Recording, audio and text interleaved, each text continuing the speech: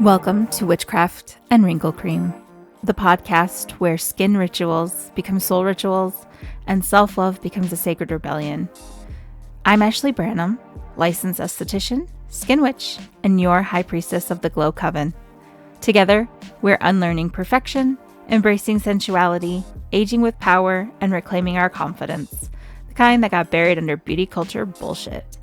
Here, we're shedding shame and learning to love the skin we're in at every age and every stage. So light a candle, pour your potion, and let's begin the ritual.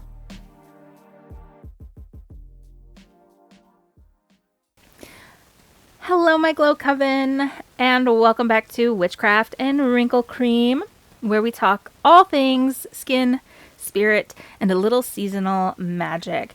I'm your friendly neighborhood skin witch, Ashley, and today we are getting cozy with sweater weather, or more accurately, we are going to talk about how your skin reacts the moment the air gets crisp. Because, listen, fall is gorgeous. Yes, it is my favorite season, but it's also the season where your face can go from glowing summer goddess to flaky woodland sprite overnight. Let's talk about why that happens and what you can do about it and how to weave in some witchy grounding rituals while you're at it.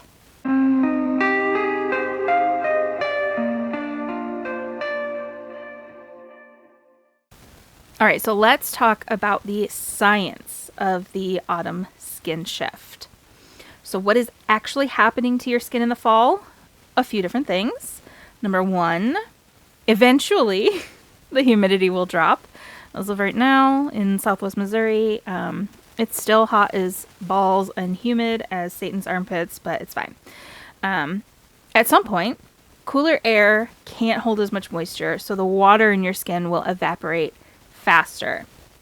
That is what we call in the industry transepidermal water loss, or TEWL, if you want to get fancy with it. Number two, you turn on your heater. Hot showers and even cozy knit scarves can be low-key bullies to your skin barrier. All of the friction and heat just makes everything worse, especially forced heat in your home. That will dry your skin out faster than anything, honest. Faster than I can eat a pumpkin spice donut, like for real.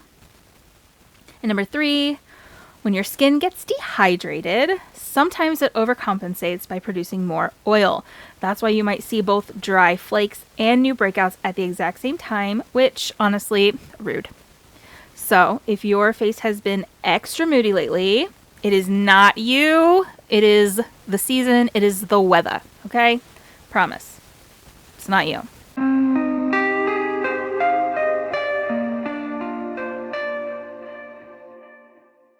All right, let's talk some rituals and some product swaps.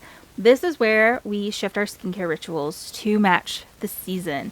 Think of it like swapping tank tops for chunky sweaters, but for your face. So, number one, hydration.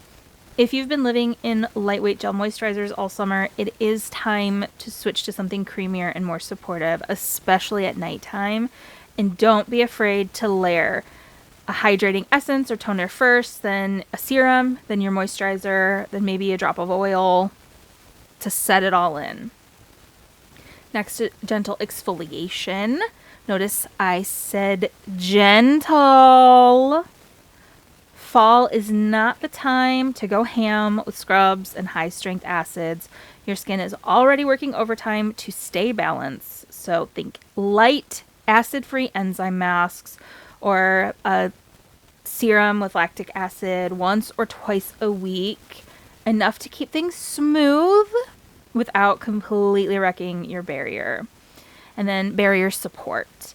This is the season for ceramides. Think fatty acids, CBD oils, ingredients that literally hug your skin cells back together. And do not forget the delicate areas, lips and eyes, and the tip of your nose need love too. My personal picks for this season would be a good lip mask. I love the one from Patchology, and then the Brilliant Lip and Eye Serum from Hale and Hush. A quick little personal anecdote. If you are friends with me on Facebook or if you are a client, then you already know. Last week I had a little bit of a health crisis. Honestly, I was way more dramatic about it than I think it called for. I had a kidney stone, which I do not recommend. The literal most painful experience of my life, but I'm also well aware that like it was just a kidney stone and like I'm fine. But I was in the hospital. I spent 2 days in urgent care, not 2 consecutive days in urgent care, but I ultimately ended up spending 2 days in urgent care trying to get treated for this kidney stone.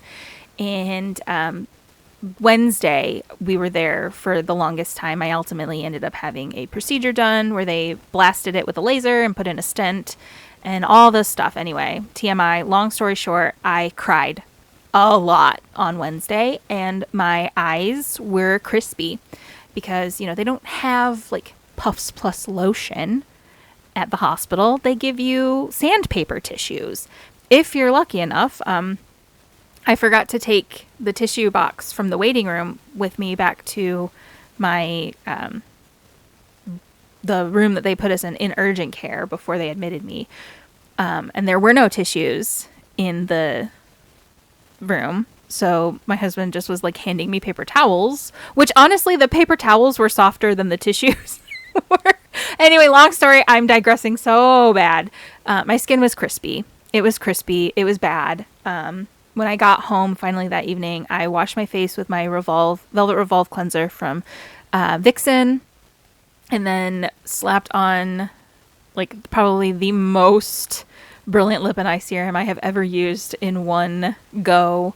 And like, I don't know, are you familiar with like superhero masks, like old school, like Robin from old school Batman and Robin, like just like all over the eye area? I applied like a very thick layer of it and then slapped on my Skin Script Acai moisturizer. And then I just kept applying layer after layer after layer of my Self-Love Ritual oil. And oh, thank goodness. Like it only took a few days for everything to go back to normal. My skin, you know, finally the crispiness went away, but I genuinely don't know how long it would have taken if I didn't use the Brilliant Lip and Eye Serum. Honestly, like, I'm not being dramatic. That stuff literally saved my eyelids. When I say they were crispy, they were crispy. And then applying that, because it is such a thicker consistency, which I know sounds like, ugh, when you think about applying to your delicate eye tissue, but it really, because it is so thick, it doesn't move like a serum or a cream would, which is why we instruct estheticians and skincare companies instruct you to apply your eye cream outside of the orbital bone. So like right in the eyebrow and then under the under eye area. With the Brilliant Lip and Eye Serum, you can apply it directly to the eyelid. I would never take it to the lash line, but I apply it to my eyelid every single day. I apply it to my clients' eyelids, every facial, and it like, because it is so thick, it does not move. So, personal little tangent. Sorry, I totally digressed, went off script, but just I am a Brilliant Lip and Eye Serum girly for life after last week. Not even being dramatic.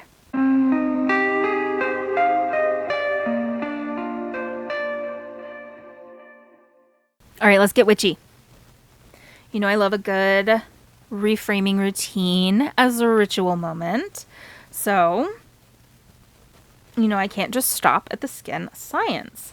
Fall is the witchiest season of the year. The days get shorter, the nights get longer, and we start that descent into shadow, which is not a bad thing, okay? Just like day is followed by night, summer is followed by fall and winter.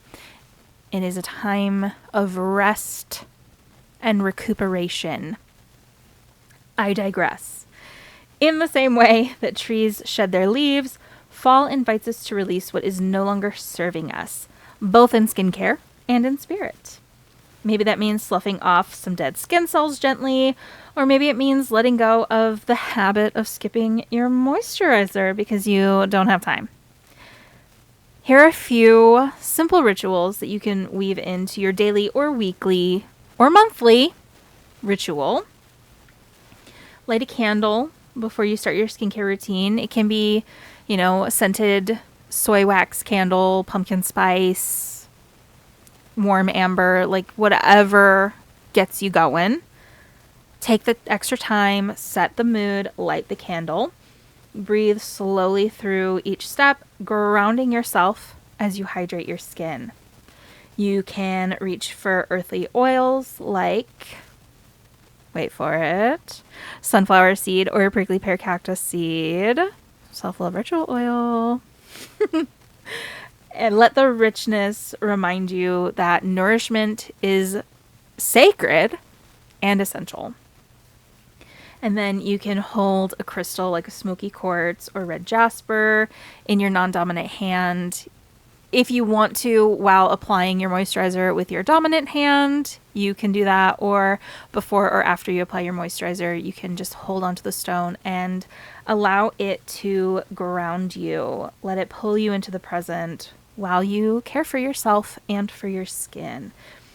And if you would like an affirmation to use, you can try this one. As the world cools and turns inward, I nourish my skin and my spirit with steady warmth.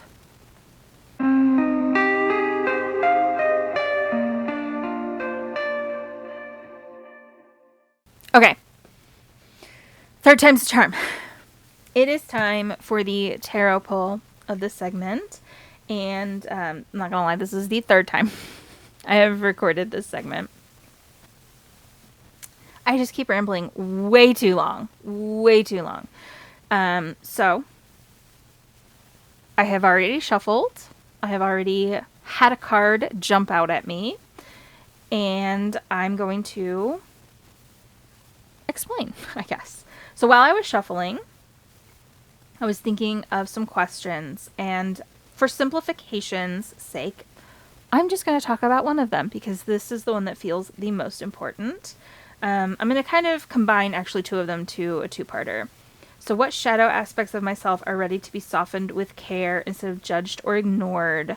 What needs to be shed so that my skin and my spirit can feel comfortable in this shift? So two different questions, but I think that they kind of ask the same thing. And the card that I got that jumped out at me while I was shuffling was the Page of Cups. Now, if you have been around here for a while, you know, court cards, the pages, the knights, the kings, and the queens are not my favorite cards, specifically in this particular application, where I'm asking a question and I just want one card to kind of guide the answer, right? They tend to relate to archetypes, which would be something that either you can embody, an energy or spirit or whatever to embody, to help you through whatever or to become whatever, or they could also represent potentially a person that may come into your life or possibly even leave your life. Anywho, so in this instance, we got the Page of Cups. Cups is the suit that is controlled by water, and water is related to the emotions. So this is the Modern Witch Tarot deck. I'm going to read to you from the guidebook. Page of Cups. What's that? A surprising little fish poking its head up from her cup. Something or someone unexpected is coming your way, and it's going to affect your emotions pretty wildly. Maybe you've been hit by a wave of inspiration, or you've stumbled upon a brand new friend. Whatever it is, it's a tidal wave of feelings. Don't be afraid to just wade right in. So again, the two questions: what shadow aspects of myself are ready to be softened with care instead of judged or ignored? What do I need to shed so that I can feel comfortable in the shifting season? Stop suppressing your emotions. Stop suppressing your emotions. Feel the feels. Honestly, I think in our society, now I do think that this is pushed more heavily on to men and boys, but I think that women also, we get a lot of this too, of don't be emotional. Don't Don't be a crybaby. Get over it. Grow up. Feel the feels. Emotions are a bodily function. I don't know if you know this. If they weren't important, we would not feel them. Just like breathing is important. Just like eating and drinking are important. Essential. So are emotions. Again, if they were not essential, we would not feel them. So take time to feel whatever's coming up. We live in like cringe culture now, where like showing excitement for anything is considered cringy. Be cringy. Be cringy. That's something that I am working on with myself. I tend to shrink myself, make myself smaller for other people's comfort so that I'm more digestible, more consumable. And all that does is just deplete you. So no longer making myself smaller. If something excites me, I'm going to be excited about it. Wear bright colors if, you're feeling joyful. And then on the flip side of that, like negative emotions too, they come up for a reason. Experience them, examine them if it's safe to do so. Obviously, certain things don't attempt without, the guidance of a therapist or trusted friend or life coach, etc. But feel the feelings, examine where they come from, process them, and understand them. And know that they're not bad. It's not bad to feel. It is not bad to feel. Again, if feelings were not essential, we would not feel them. So, anyway, that's it. That's the interpretation. Feel the feelings. Ride the wave. Ride the wave.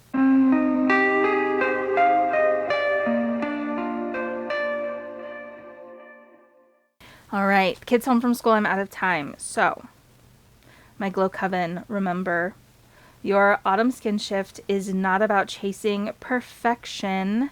It's about protection. Cozy, grounded, supported. If your skin is throwing a fit with a seasonal change, that is your sign to slow down, hydrate, and swap in the nourishing rituals. If you want a little extra support, you know where to find me.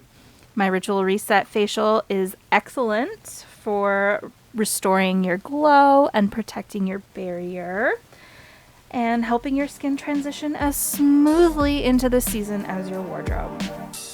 Until next time, stay hydrated, stay grounded, and of course, stay witchy. Bye!